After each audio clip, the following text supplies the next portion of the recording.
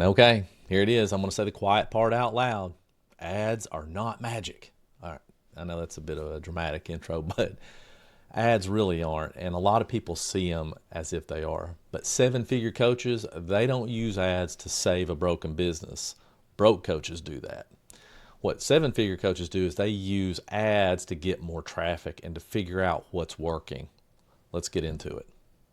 All right, look, most coaches approach ads with this kind of spray and pray thought process. They'll just put a bunch of them out there, hoping that something happens, praying something works.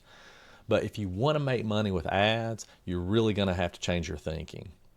Ads are really a traffic system. They're not a campaign per se.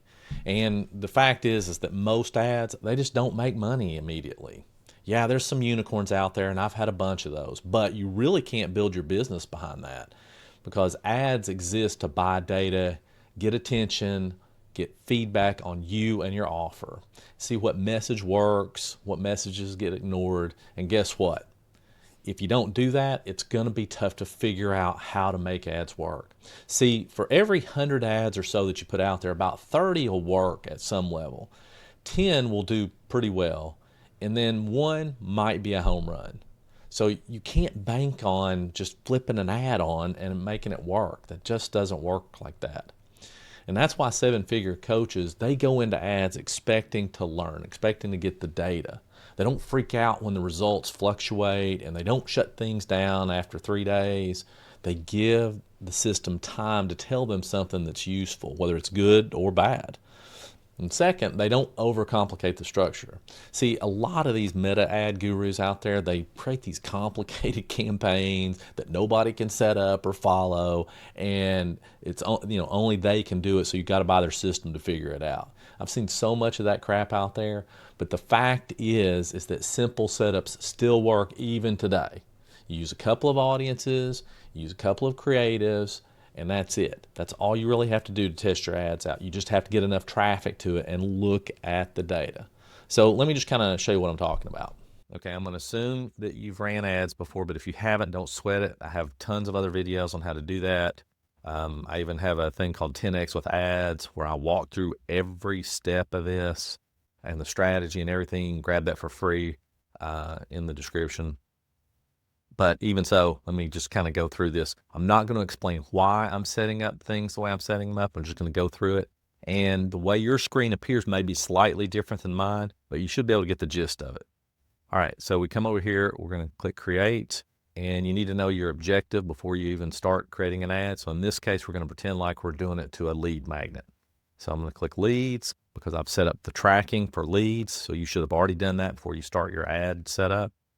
I'm going to be pretend like I'm driving them to a landing page. They opt in, and then they go to a thank you page. I'm going to change this to ad set budget. I'm going to uncheck that. I'm going to click next. And by the way, I should have named the campaign. Normally you would do that. I'm just not doing that here. Here's the ad set. This is where your targeting exists and everything. So you're going to want to make sure to change the conversion location to single website. And then once you do, you'll put in your data set, which is also known as your pixel. And then whatever event it is, in this case, mine will be a lead event. You're going to come down budget, timing, and then audience. So the first thing that I like to do is change it to further limit the reach of your ads. I know that sounds bad, but we want Facebook to have as little control over the targeting as possible. If you're doing e-com, which actually this account was set up for that way, that's fine to let Facebook choose more. When you're a coach, do not do that. They're not going to know who your ideal audience is. They're not going to have enough data to go through to figure that out. So you want to limit the reach. In this case, I'm just going to kind of test some stuff out. I'm going to put in some detailed targeting here. I'm not going to update the gender or age, but you would want to do that. I'm just going to put this one's Peloton. I'm doing this for demonstration purposes, and it'll make sense in just a minute. So this is Peloton, and I'm going to relabel this Peloton for just a moment, even though normally I would use a longer naming convention. Okay, so then I'm going to come on down here on my placements. I'm usually going to separate that out, whether I'm running them to just like, say, Instagram Reels, or if I'm running them to Facebook and Instagram feed or whatever it is. So you just have to do whatever's applicable. Next, I'm going to hit next and come to the ad number 1. So this might be ad copy 1, and this might be image 1, however you want to label them so that you know. We'll scroll down here. I'm going to uncheck multi-advertiser ads. I'm going to put in the landing page URL. I'm just putting this in again for test purposes. If I can spell, I'm going to do it. Okay, so there's that. And then I don't want to have this. I want to make sure that's on none. So mine defaults to that. Most everybody else's doesn't, so I'm going to put none there. Then I'm going to set my creative. I'm going to do an image. Let's see what kind of crazy images I have. There's just no telling. Actually doesn't show me on that. I don't want any of that. There we go, media. So you can laugh at this stuff later. Let me just do this right here. Okay, adjust it so it looks reasonable. Now the primary text, this is what appears above the image. Okay.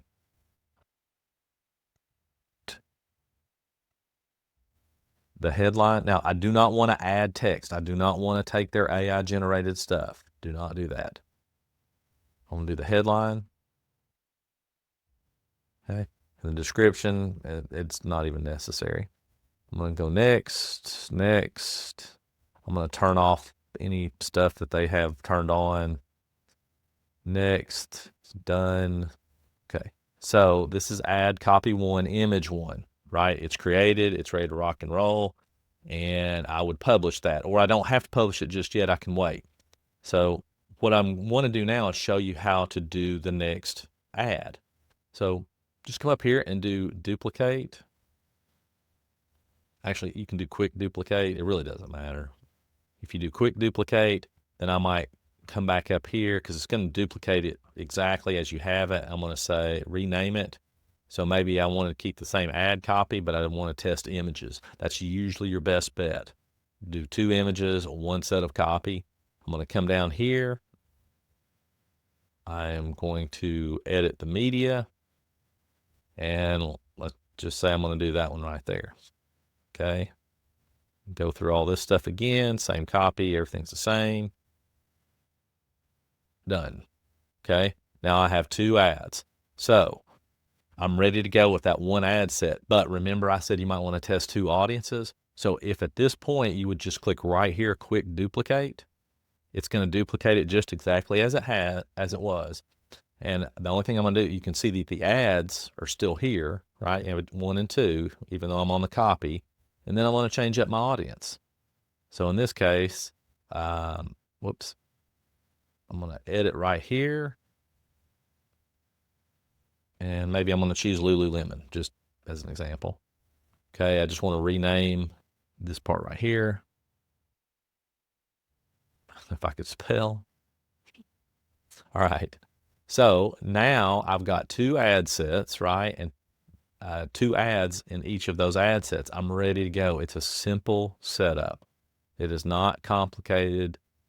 You don't need to have 10 different ads going. I know there's people out there that are going to tell you that now, and that's just not accurate at all. But that's essentially how you set it up. All right, 1 campaign, 1 goal, few variables, and the goal isn't optimization, it's signal. You're trying to figure out what the audience is telling you. Now, third, 7-figure coaches understand that creative matters more than anything else. That doesn't mean professionally done videos. You don't have to do that. It means testing the primary hooks that connects with your audience.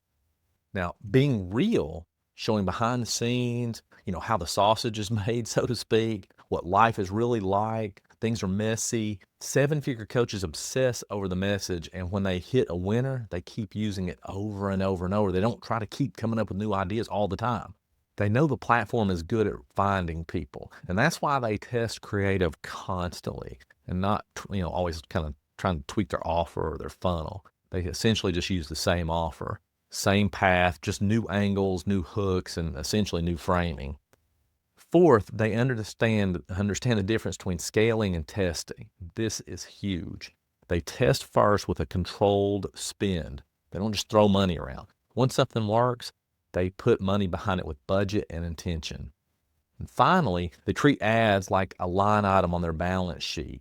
They budget monthly. They assume some spend will not convert. They know it won't. They plan for learning costs to test things, and ads are part of of operations, not an emotional decision. And that's why ads don't stress them out, because they already expect what most coaches tend to panic about. All right. Now, once ads are running, the real test shows up when performance tanks or things just stop working in general. And that's where most coaches spiral. Next, you'll want to look at the video where I break down what seven-figure coaches do when ads stop working and how they fix it without having a meltdown.